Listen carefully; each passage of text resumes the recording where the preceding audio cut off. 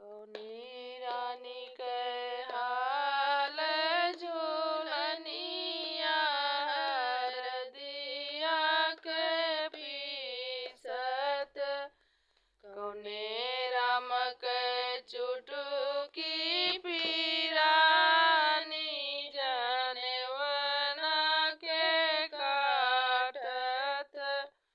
आजी रानी के हाल झूलनिया हरदिया के पीसत, आजा के चुटकी पीरानी जनवना के काटत।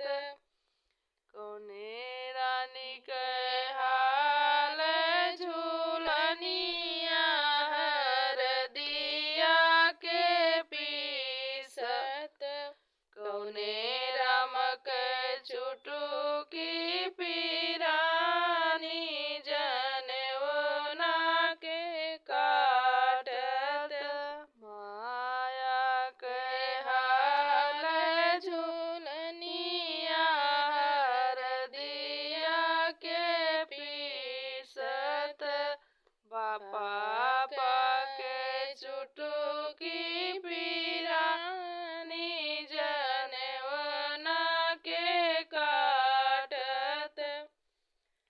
चाचा के चाची के हाल झूलनिया हरदिया के पीसत, चाचा के चुटकी पीरानी जनवना के काटत। भौजी के हाल